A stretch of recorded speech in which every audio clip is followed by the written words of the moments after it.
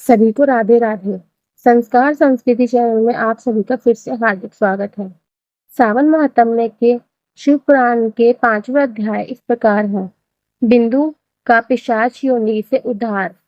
सूत जी बोले, शौनक, एक दिन चंचुला आनंद में मग्न उमा देवी के पास गई और दोनों हाथ जोड़कर उनकी स्तुति करने लगी। चंचुला बोली, हे गिरिराज नंदिनी स्कंद माता उमा, आप सभी मनुष्यों एवं देवताओं द्वारा पूज्य तथा समस्त सुखों को देने वाली हैं। आप शंभु प्रिया है, आप ही सगुणा और निर्गुणा है। हे सच्चिदानंद स्वरूपिणी, आप ही प्रकृति की पोषक है। हे माता, आप ही संसार की सृष्टि, पालन और संहार करने वाली है। आप ही ब्रह्मा, विष्णु और महेश को उत्तम प्रतिष्ठा देने वाली परम शक्ति है।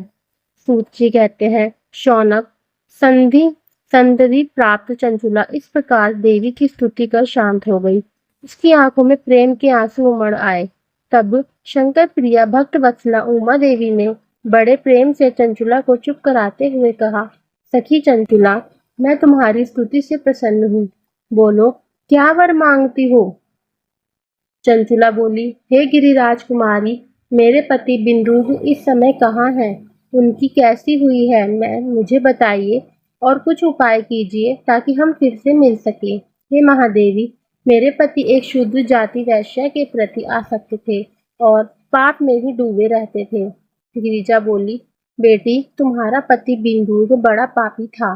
उसका अंत बड़ा भयानक हुआ। वैश्या का उपभोग करने के कारण वह मूर्ख नरक में अनेक वर्षों तक अनेक प्रकार के दुख भोगकर अब शेष पाप को भोगने के लिए विंध्य पर्वत पर पिशाच की योनि में रह रहा है। वह दुष्ट वहीं वायु पीकर रहता है और सब प्रकार के कष्ट सहता है। सूत जी कहते हैं, शौनक, गौरी देवी की यह बात सुनकर चंचुला अत्यंत दुखी हो गई।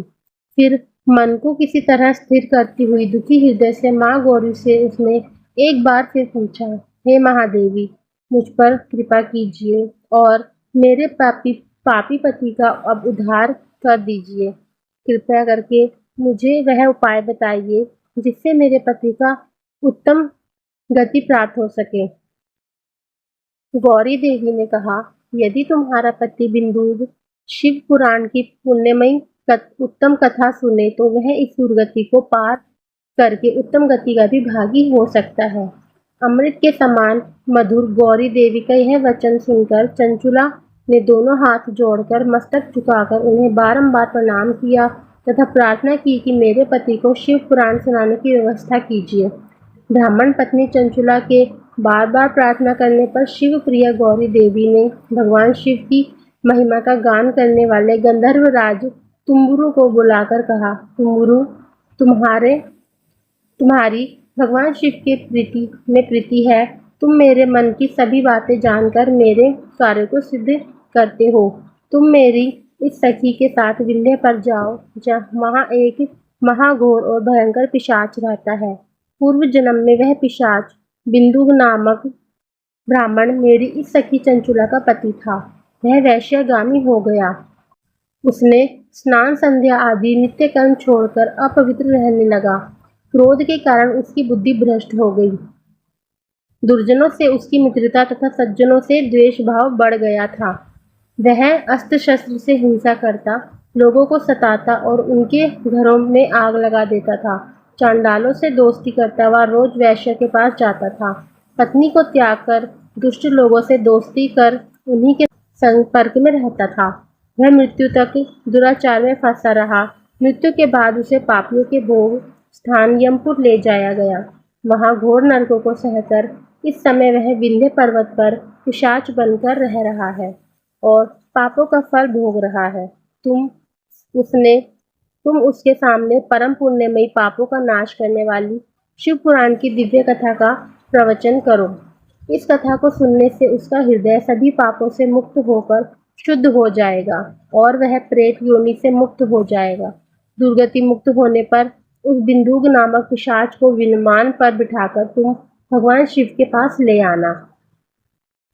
सूत जी कहते हैं, शौनक, माँ उमा का आदेश पाकर गंधर्व राज तुम्बुरो प्रसन्नता पूर्वक अपने भाग्य की सराहना करते हुए चंचुला को साथ लेकर विमान से पिशाच के निवास स्थान विंध्य पर्वत गया। वहां पहुंचकर उसने उस विकराल आकृति वाले पिशाच को देखा। उसका शरीर विशाल था, उसकी थोड़ी बड़ी थी। वह कभी हंसता, कभी रोता, कभी उछलता उछलता था। महाबली तुम्बुरों ने बिंदु नामक पिशाच को पाशों से बांध लिया। इसके पश्चात तुम्बुरों ने शिव पुराण की कथा बाँचने के लिए स्थान तलाशकर मंडप की रचना की।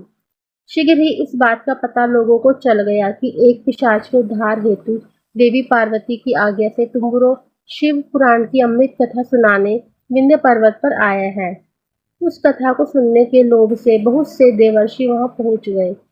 सभी को आदरपूर्वक स्थान दिया गया। पिशाच बिंदु को पाशों में बांधकर आसन पर बिठाया गया और तब तुम्बुरों ने परम उत्तम शिव पुराण की अमृत कथा का गान शुरू किया। उसने पहली विद्वेश्वर संहिता से लेकर 7वीं वायु संहिता तक शिव पुराण की कथा का स्पष्ट वर्णन किया। सातों संहिताओं तक सहित शिव पुराण को सुनकर सभी श्रोता कृतार्थ हो गए। परम पुण्यमय शिव पुराण को सुनकर पिशाच सभी पापों से मुक्त हो गया और उसने पिशाच शरीर का त्याग कर दिया। शीघ्र ही उसका रूप दिव्य हो गया। उसका शरीर गौण वर्ण का हो गया। शरीर पर श्वेत वस्त्र एवं पुरुषों के आभूषण आ गए। इस प्रकार दिव्य देहधारी होकर बिंदु अपनी पत्नी चंचुला के साथ स्वयं भी भगवान शिव का गुणगान करने लगा।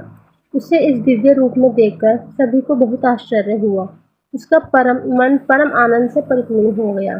सभी भगवान महेश्वर के अद्भुत चरित्र को सुनकर कृतार्थ हो उनका यशोगान करते हुए अपने अपने धाम को चले गए। बिंदु अपनी पत्नी चंचुला के साथ विमान में बैठकर शिवपुरी की ओर चल दिया। महेश्वर के गुणों का गान करता हुआ बिंदु अपनी पत्नी चंचुला व तुम्बुरों के साथ शीघ्र ही शिवधाम पहुंच गया। भगवान शिव व देवी पार्वती ने उसे अपना पार्षद बना लिया। दोनों पति पत्नी सुखपूर्वक भगवान महेश्वर एवं देवी गौरी के श्री चरणों में अविचल निवास पाकर धन्य हो गए। पुराण महात्म्य का 5वां अध्याय यहीं समाप्त होता है। आपको हमारी वीडियो अच्छी लगी तो कृपया लाइक, शेयर और कमेंट जरूर कीजिएगा। अगर आप हमारे चैनल पर नए हैं तो चैनल को सब्सक्राइब करना ना भूलें तथा बेल आइकन जरूर दबाएं। सभी को राधे राधे।